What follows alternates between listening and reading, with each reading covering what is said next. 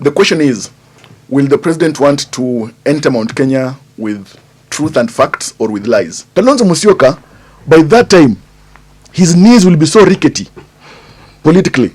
Yeah. He will no longer have proper use for Ukambani politics and leadership. In fact, he will just be as useful as an appendix in the human body. Martha Karua, I think we can say that is just as good politically as a belt. As a belt. You could even do without it. Yeah, if you have most of the time, you have it, but nobody sees it.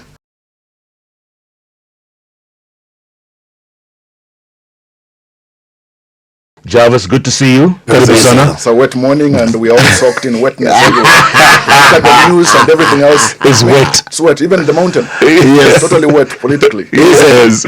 And slippery. Very slippery. And right now, wale wenye wako in favor of the president's tour, wame retreat back to their mnaitanga backyard.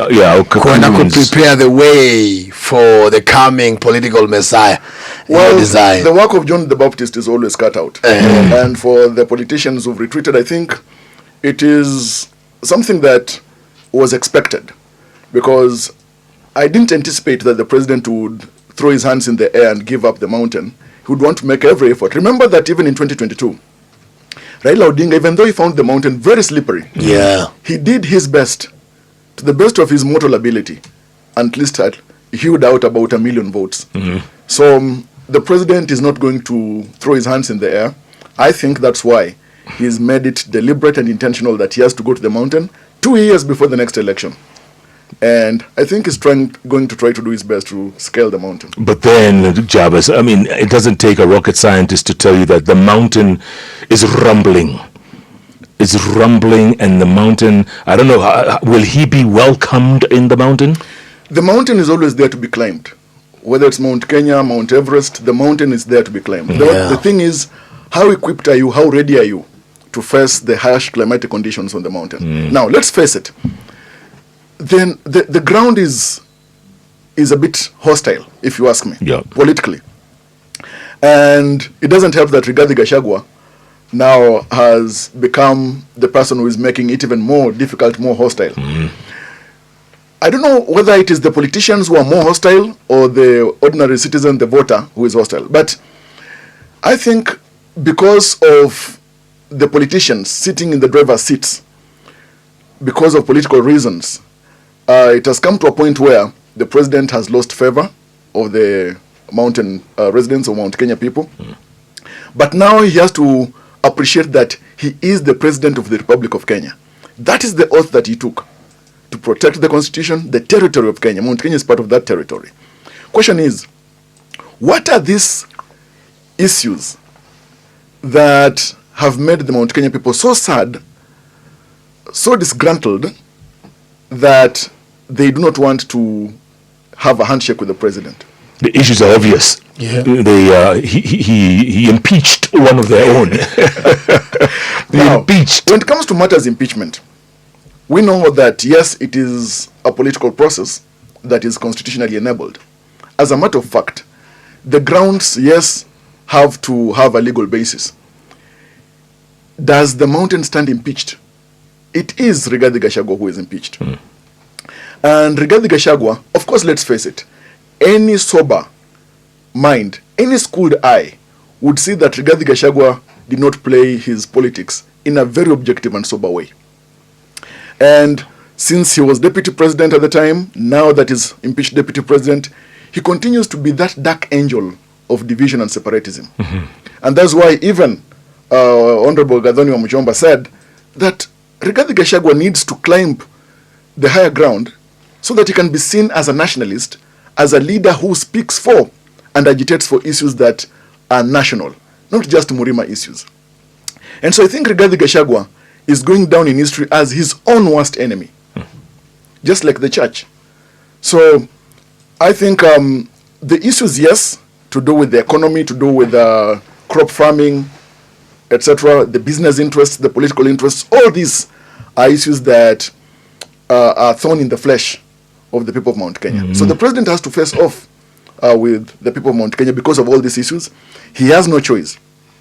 The same way he had no choice but to work with Raila Odinga, the president has no choice but to deal with the issues bedeviling the Mount Kenya people. When President Ruto will go to the mountain to try and lure them to accept him, okay, even as he envisions his shot in 2027, do you think the people of the mountain will actually give him a nod? The question is, will the president want to enter Mount Kenya with truth and facts or with lies? You see, everybody lies. Politicians lie. Media lie. Preachers lie in this country. Lawyers lie. And everybody lies. And so we are living in a country where the festival of lies are more preferred than the truth. So the question is, what truth will the people of Mount Kenya want to face? What lies will they want to entertain? And it is because of being so comfortable with lies and not being ready to peel the onion of truth that has always led us to where we are today. We struggle with the truth, but we are comfortable to throw our hands or our arms around lies in a firm embrace. There will be tears. Yes. So the president has to face the truth with Mount Kenya. They are unhappy with him, but the president is so much unhappy with Rigathi Gachagua and a couple of other politicians. Now, where does the president want to stand? In the compound of the coward and point fingers where the brave man used to live? Or does he want to be the courageous man who will tell Mount Kenya people that, hey, look, let's speak one-on-one. Let me deal with you, the people, about the issues that you want me to deal with, and let me see how to ensure that I engineer the interventions. The issue is, what kind of politicians will the president want to sidestep? And what politicians will he want to deal with? It is a slippery path. It's a slippery slope. You think the government, the administration, did not calculate or did not perceive that Rigathi Gachagua would come out very victorious, especially in Central? I mean, he's the hero. The issue is not calculating. The issue is whether the calculator was faulty. Now, when you look at it, maybe there was a bit of not thinking about the after effect, because it's left a very bad taste in the mouth. Now, Rigathi Gachagua has used that opportunity to try and entrench himself as the Njamba of the Mulima. But still, we've got lots of plate tectonics movements within Mount Kenya. Now, question arises, what does Rigathi Gachagua want? What William Ruto, the president, wants is known and clear. He wants to be re-elected. He wants to the support of Mount Kenya. What does Rigathi Gachagua want? Is it just a question of trying to get the votes of Mount Kenya away from the basket of President William Ruto? Or is there something that he actually really wants for Mount Kenya? That is the pregnant question that is promising twins for me this morning. The other thing is this, that the politicians of Mount Kenya today, do they want just to throw stones at William Ruto because of the Rigathi Gachagua impeachment? Or do they want actually to engage in nationalistic or regional discourse about what is it that should work and must work for the people of Mount Kenya? The people of Mount Kenya pay taxes. They are taxpayers. They are supposed to get the security, the services that the national government and county governments are duty bound to offer to the people. But the thing is this, everything is driven by politics. Whether it's laws, policies, etc., it's politics.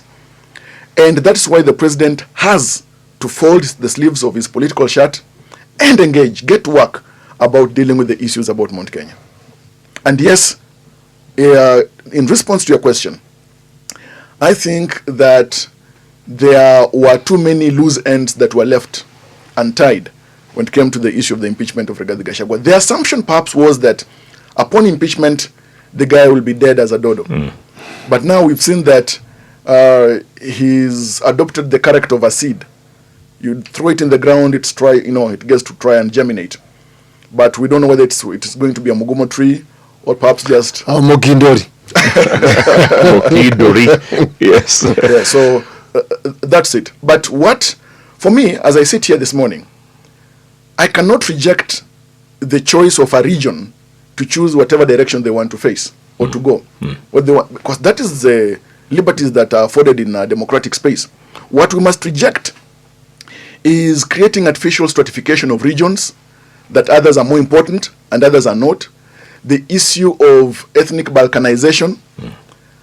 That's what we must reject. Jeff, you've lived and worked in the US. You know, for example, of the states in the US, California is nearly the most significant state in the US economically. Correct. But during elections, you've never seen the people of California coming out to say that because California is the most significant state economically, that it must always produce the vice president, it must always have a number of cabinet secretaries, for example. So I think we must summon ourselves to some consciousness where we reject duplicitous politics and say that in honor of sobriety, objectivity, openness, and nationhood, what kind of politics should work for all of us, for all the 47 counties, not just particular regions?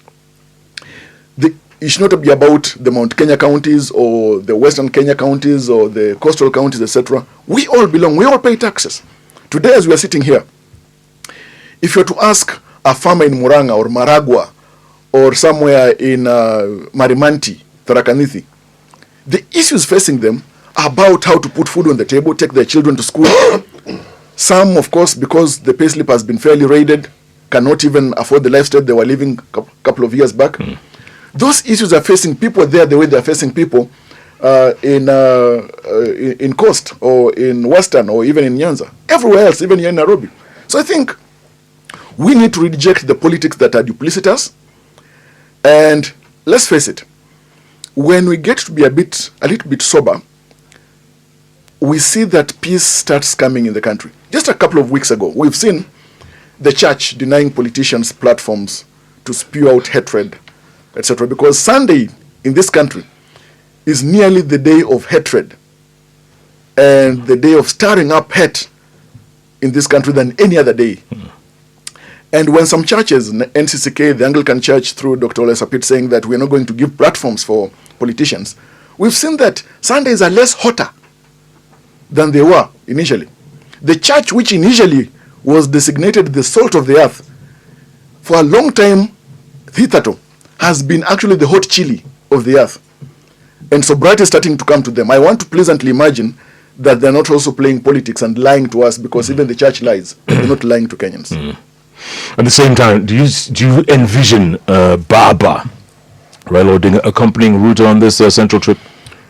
Well, if the decision is made that... Because he's like a co-president right now. Yeah. But if the decision is made that Honorable Raila Odinga should accompany President William Ruto to Mount Kenya, I think the effort will be worse than useless. Because we know what Mount Kenya feels about Honorable Raila Odinga. They have never embraced him. But we know that the president needs to make an independent effort to Mount Kenya. The way the president toured Nairobi for a couple of days, I think about 4 or 5 days, without Honorable Raila Odinga, I think the touring of Mount Kenya should happen without the company of Raila Odinga. That's how it should be.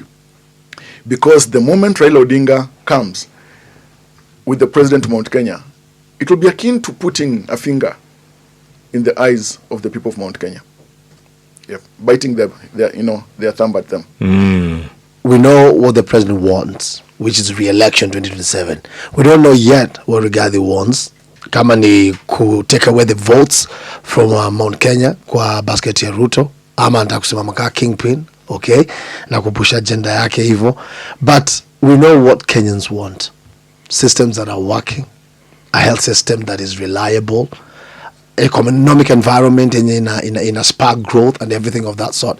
But we don't seem like we have an administration that is keen on this. Look, when you turn the pages of the newspapers today, you read reports about KQ having turned around and made profits. Yeah. Imagine that. In 12 years. In first 12 years. time. Yeah. The majority shareholders in KQ are companies and individuals from Mount Kenya, more than any other region in this country. Look at Kenya Power. In the longest period of time, they have been making losses. It's been a turnaround. But we don't see such a splash on headlines about KQ having turned around, about Kenya Power having turned around. But if it had been reported that they made a loss of 13 billion shillings, it would be the headline today. That now everything is collapsing, including KQ. So we are desirous of positivity, but we're still stuck in the mud of negativism. The other thing is this. Yes, we want the economy to work, not just for a few, for everybody else. For everyone. Today, the easiest way to find yourself in hospital and with serious diseases and potentially death is to get a government tender, particularly in county governments. People have been auctioned. Some have ended up even dead because they have not been paid. Or committing suicide. Etc. When you check the papers today, county governments are using the legal avenue or the boulevard to try and siphon money from the public coffers. I mean, this is corruption at the county level. We know the Constitution says that government is divided into two, national and county. Yeah. Look at it and then you realize that really the problem is not just the national government. The problem is the county government. And it's benefiting only a few, those related to the powers. The other thing is this. When you look at the issue, for example, of security, everybody wants to feel safe. The muggings that we've witnessed on the streets of Nairobi in the recent times are not something that anybody wants. You want to drive home or back from work, etc. We want even having cabinet secretaries who do not find the dereliction of duty a path to heroism, like what JB Muturi is doing. Jeff Origunza today, if for whatever reason that the government is not doing ABCD, you failed to show up to work consistently, saying that until government does ABCD, I'll not show up. I mean, really, we want even a cabinet secretary. Yes, the issues Muturi is raising are very critical issues that must be dealt with by the government, no other, without an excuse. But we also want a cabinet secretary who respects Kenyans.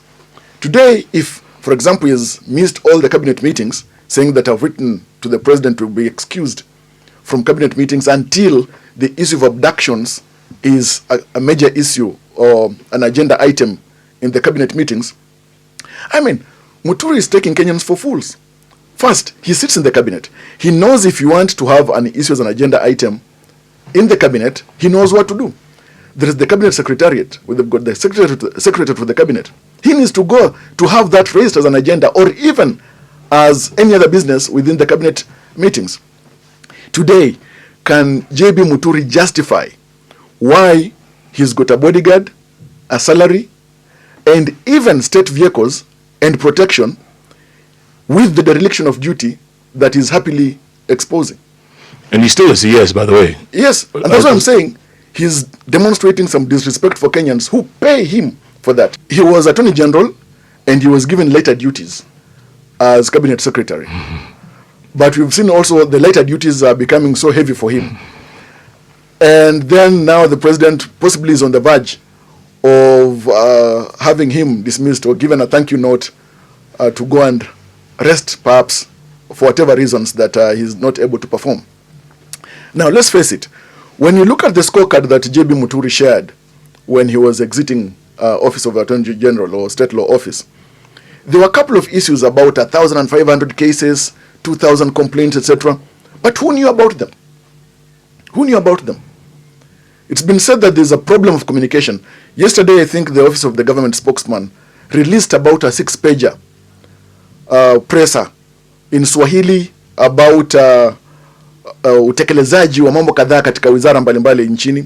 Same 6-pager in English. Tell me, people in my village, when will they even find time to read a 6-pager in Swahili when even reading set books in high school was a problem to many? Now, they need to devise better mechanisms of letting the people know what they have done. The issue of using easier or walking the easier path does not work. Today, the younger people in this country want information at the click of a button, wants information that is packaged in a way that it's easy for them to digest and read, etc. And so I think at all levels, whether county government, national government, whether state corporations, Kenyans are demanding for much, much more. Gachagua seems to be establishing himself as the kingpin. Now JB is kind of sliding his way, and there are others who will be, they'll be wanting to get into that mix to establish, who's the next one.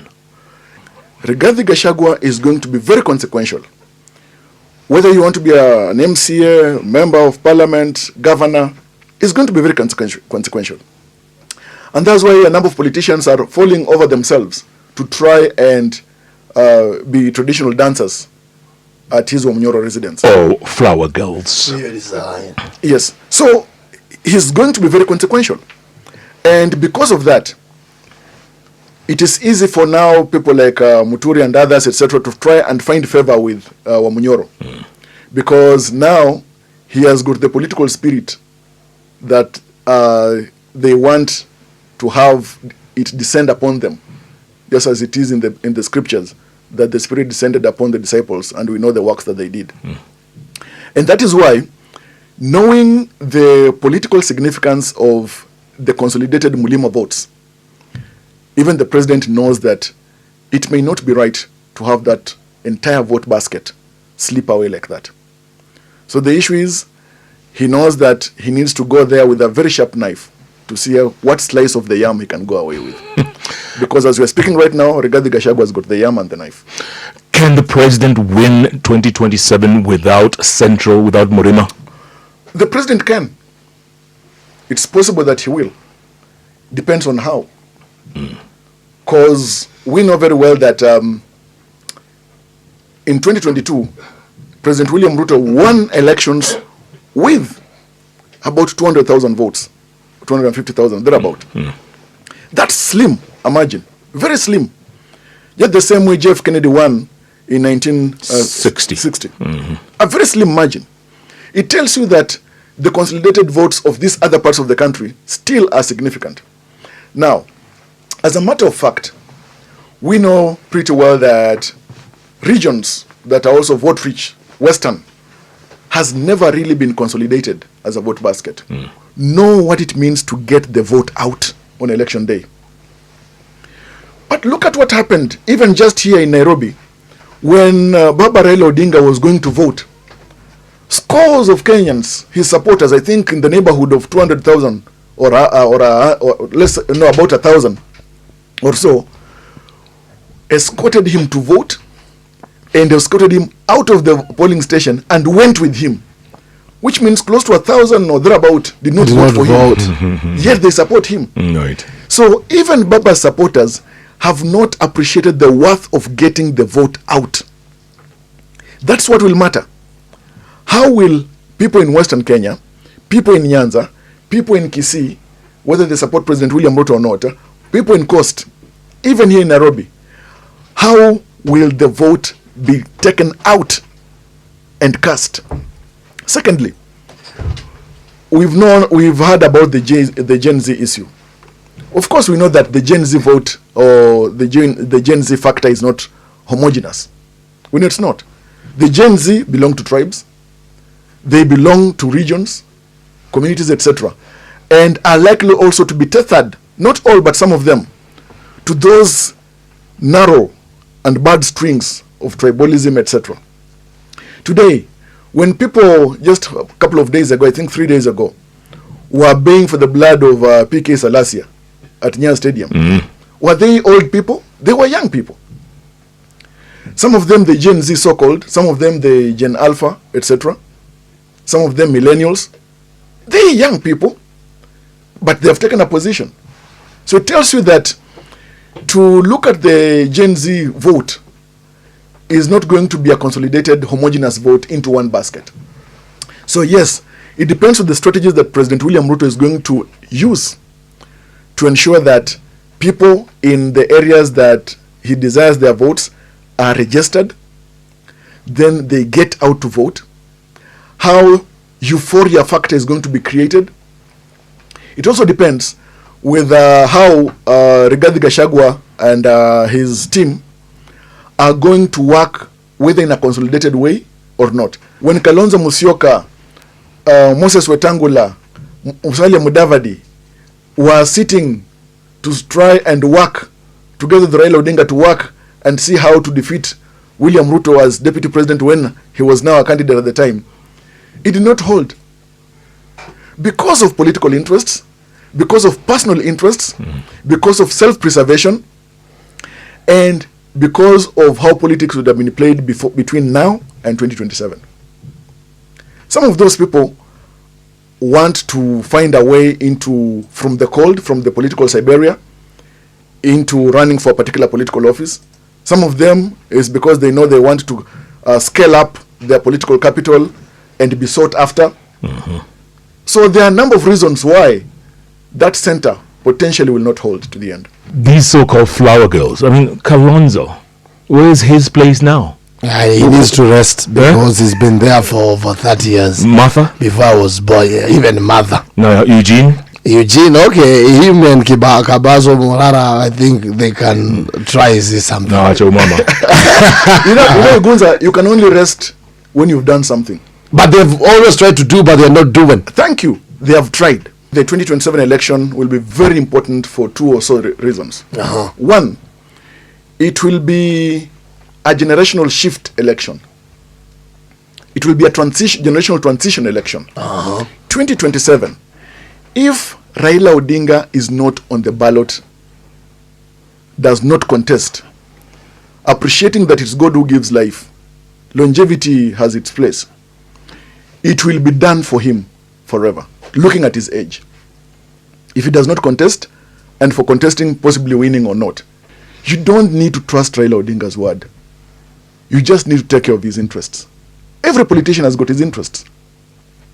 Now, and that's why the consequence of the 2027 election, for instance, if Kalonzo Musyoka does not contest, it is done for him as well. Completely. He's old. Yes, and beyond that, look at Ukambani. People like Governor Mutula Kilonzo in 2032, Junior, will now be the people who want to take, they will be the Joshuas, who want to take the community forward. Kalonzo Musyoka, by that time, his knees will be so rickety, politically. He will no longer have proper use for Ukambani politics and leadership. In fact, he will just be as useful as an appendix in the human body. It is there, but even if it's taken away, doesn't make a difference. Exactly. Guy. So the 2027 is going to be a major election. And Matthew, you said Raila, it will be done for him. If he happens to be on the ballot or not, it will be done for him after 2027. Kalonzo, and then there's Martha Karua. Martha Karua, I think we can say that is just as good politically as a belt. As a belt. You could even do without it. If you have most of the time you have it, but nobody sees it. And that's why Martha Karua was Raila Odinga's running mate. People try to play the gender card. I mean, it cannot work. And the way she's continuing to joke, as it is self-evident, she may not even try to upscale Honorable Ngirishi for the Kirinyaga seat. So unless she just wants to continue doing what she's doing for purposes of writing her biography or autography in future, then we know that she's trying to increase the potential pages that will be written about her. But if it's a question of Martha Karua trying to contest for a political seat, especially presidential, I mean, really, we need to take something seriously. Martha Karua should take herself seriously. As useful as a belt in the human body. Appendix. Who are the newcomers whose political future looks like? People like Natembeya. He's a very vital political coin in the political currency. His future is not dim, it's bright. And that's why other leaders from Western Kenya today, if they are not careful, they are going to be properly eclipsed after 2027 elections.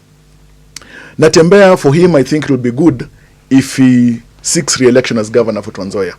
In 2027. Then consolidates his political muscles. After that, he will get to be the leader of Western properly. Now, the issue here is that he's speaking to the issues that are resonating with the interests of the people of Western, but he's also very reasonable. The organ above his neck is quite useful and functional. Then we've got other young leaders. Mutula Kilonzo, for example, Junior, he's doing a good job, very reasonable. Look at somebody like Edwin Sifuna, Senator for Nairobi. Very reasonable and promising. We've got a couple of other younger leaders. Bob Owino has got a great future politically, and you cannot write him off. We've got Sakaja, Governor Sakaja. by 2027, people want to see how he has delivered, and after 2027, if he's re-elected, how is it that he will deliver, and see how he can spread his wings outside Nairobi. Can you deliver 1 million chapos a day? Now, you see, the food factor is important, but I think that should have been put in a different way. You see, the issue of 1 million chapatis is something that, of course, has been hoisted on the flag of ridicule. But I think, yes, the school feeding program is very essential because many children, especially from poor backgrounds, have failed to have an opportunity to be in school because of lack of food. Many people do not suffer the challenges of excessive privilege, like Muturi, for example, that's making them undermine something like that. But the issue is this: they should have talked about introducing chapati in terms of the diet, or something else that's more nutritious than looking at those numbers. Of course, questions have emerged in the public discourse that is school feeding part of the devolved functions when you look at the 4th schedule of the Constitution. But we know that it's a critical issue to do with dealing with the populations and education, because education is a constitutional right when you look at Article 43 of the Constitution. And we need to make sure that to take care of that future, the education system, the learners, etc., is something that needs to be taken care of. Yeah. So for Governor Sakaja, the ledger is out there for public assessment, just as it is for every governor and even for the president. The ledger for their service delivery is out there for assessment and review by my fellow citizens. Our women folk, I haven't heard you mention. I think if there is one thing that ODM did that is proper and super, is nominating Senator Chris Olasige. One of the most fair-minded, critical, objective senators that we have. In comparison, for instance, look at her Nyamu. Contemporary Nyamu. I mean, really, whether it comes to matters debate, introducing bills in parliament, etc., I mean, you cannot compare the sun and the glow of the sun that is Senator Asige with the dimming glow that is of Senator Nyamu. What about Governor Waiguru? Governor Waiguru, for the 2 terms that she served as governor and even as a chair of COG, she's got a great future ahead of her. Question is, what is it that she's gunning for in 2027? Does she want to be senator? If she wants to be senator for Kirinyaga, then does it mean that she will be compelled to toe the Wamunyoro line? It is possible then that if Governor Waiguru wants actually to contest, and looking at the dynamics in Mount Kenya, which remains slippery, it is nearly possible for us to arrive at a reasonable conclusion that Governor Waiguru may bolt out of Kenya Kwanza fold. Unless she's nominated as deputy president.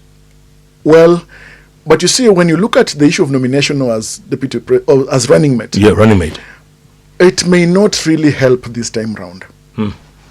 No, a woman, yes, but not Governor Waiguru, especially the fact that she comes from Mount Kenya.